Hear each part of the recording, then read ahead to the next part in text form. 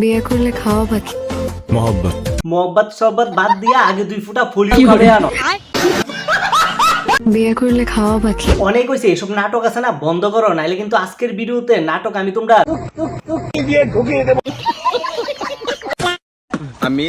যে ভিডিও শুরু করলে তোমরা প্রথমে একটা জিনিসই দেখতে পাইবা।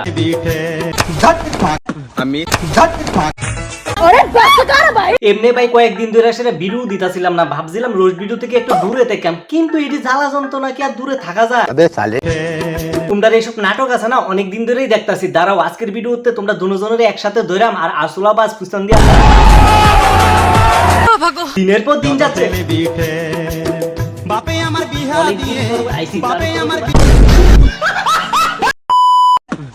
তারা দুইজনের দেখার পর তোমরা জানি ভাবতাছো হাতি আর মশা, কিন্তু মশা এত চিকন কি রে? দাঁড়াও কারণটা আমি তোমরা কইতাছি। বিয়ে করলে খাওয়া বাকি।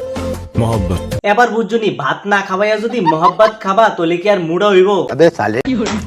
এখন তোমরা অনেকের মনেই প্রশ্ন যে মেয়েটা এত পরিষ্কার কি রে? দাঁড়াও এটাও আমি এই ভিডিওতে তোমরা বুঝাই কইতাছি। বিয়ে করলে খাওয়া বাকি। কিচ্ছু খাওয়াবো না, তোমাকে একটা ফেস ওয়াশ নিয়ে দিব, একটা মাস্কারা নিয়ে দিব, একটা ফাউন্ডেশন নিয়ে দিব, একটা W7 এর আইলাইনার নিয়ে দিব। আশা করি আবার তোমরা সবাই বুঝা লাইছো।